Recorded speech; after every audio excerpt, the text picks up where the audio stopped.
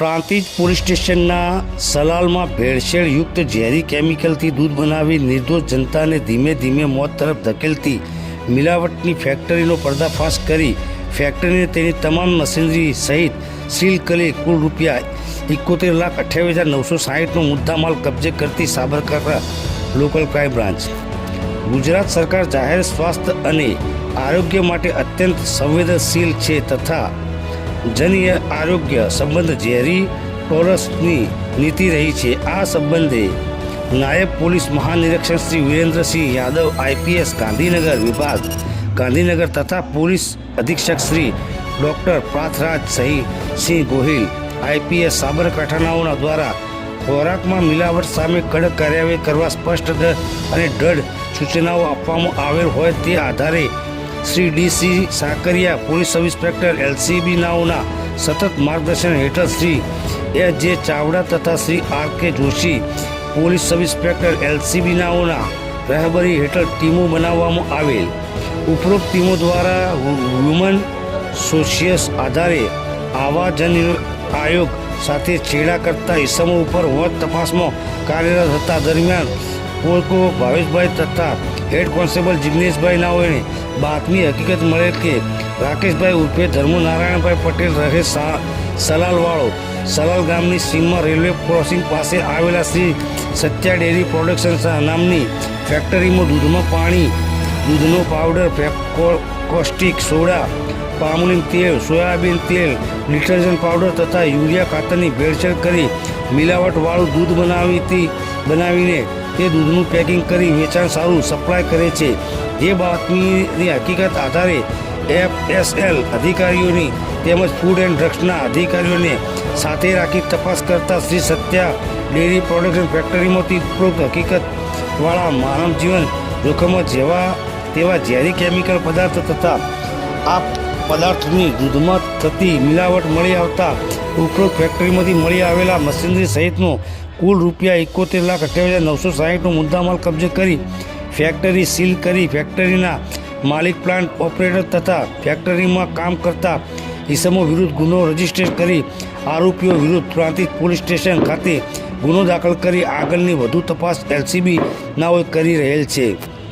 Detect કરેલ ગુનો Prantij police station ગુના નંબર 11-20-90-4132/2026 ભારતીય ન્યાય સંહિતા 2023ની કલમ 123, 125, 274, 275, 326, 2, 3, 340, 254 તથા food safety and standard act 2006ની કલમ 59 મુજબ ગુનો નોંધી આગળની તપાસ હાથ ધરેલ છે।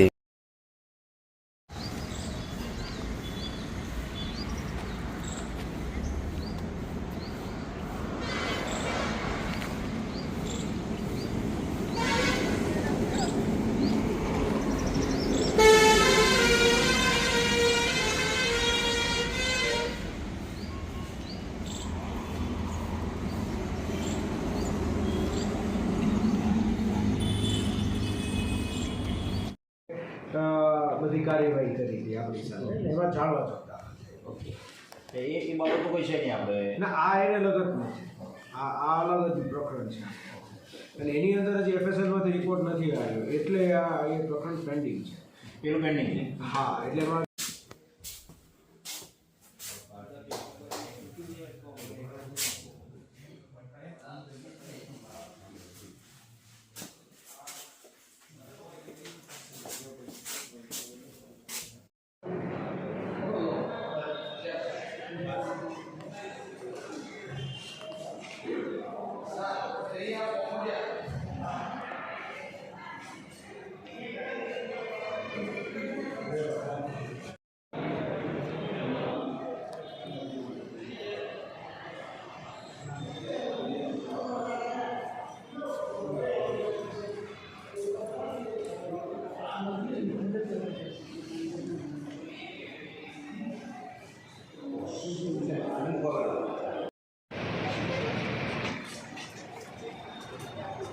બસ હવે આગળ ના જતા।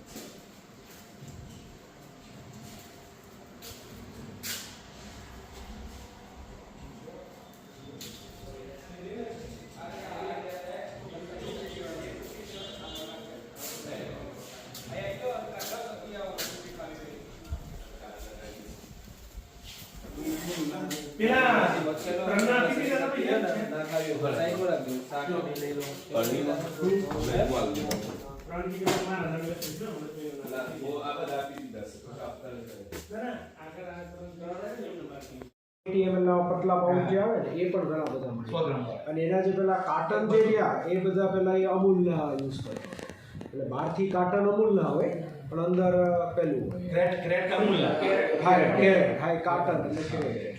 અને પેલી એની જે આ જે હતી ને જે ટ્રાન્સપોર્ટેશન માટે વપરાતો ટેમ્પો એમાં પણ ખોટી નંબર પ્લેટ વાપરતો બધો ચાર છે.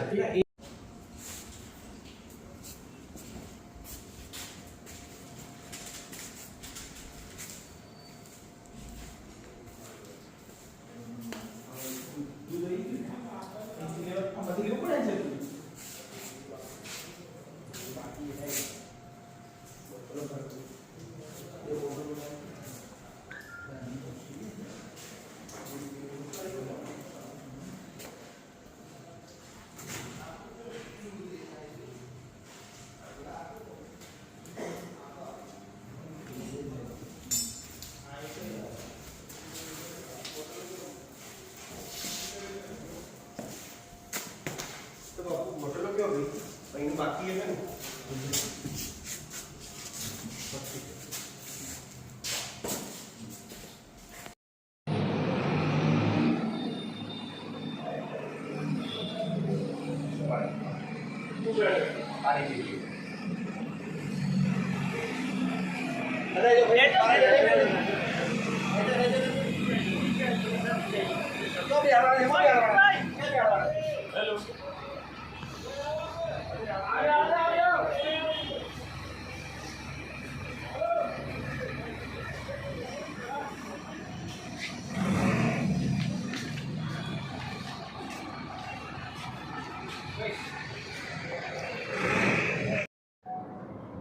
પ્રાંતિક પોલીસ સ્ટેશનના સલાલ ગામની અંદર એલસીબીને માહિતી મળેલ હતી કે એક ડુપ્લિકેટ દૂધ બનાવતી ફેક્ટરી જે છે એ તે જગ્યાએ એક સત્યા ડેરી પ્રોડક્ટ્સના નામે રાકેશભાઈ ઉર્ફે ધમો નારાયણભાઈ પટેલ દ્વારા ચલાવવામાં આવે છે.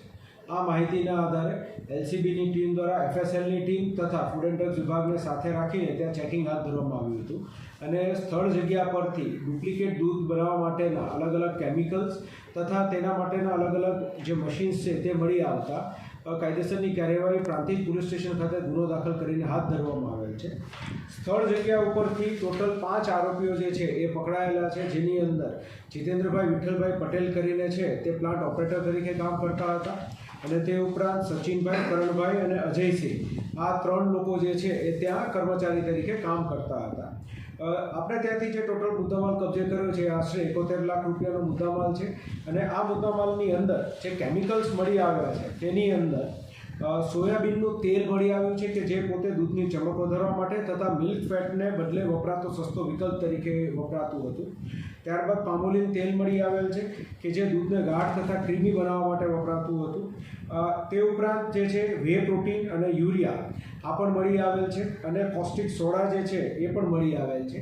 આ તમામ કેમિકલ્સનો ઉપયોગ કરી ટોટલ આશરે 1700 થી 1800 લીટર જેટલું દૂધ જે છે એ પર ડેનું વેચવામાં આવતું હતું અને તેના જે રેકર્ડ છે તેની ખરાઈ કરતાં પ્રાથમિક દ્રષ્ટિએ એવું ધ્યાન પર આવેલ છે કે આશરે 300 લીટર જેટલું સાચું દૂધ ખરીદવામાં આવતું હતું અને ત્યારબાદ તેની અંદર આ પ્રમાણે ભેળસેળ કરી તેને કન્વર્ટ કરી મેં આપણે અગાઉ કહ્યું એમ 1700 થી 1800 લીટર જેટલું દૂધ ટોટલ બનાવી અને અલગ અલગ ગામોમાં વેચવામાં આવતું હતું.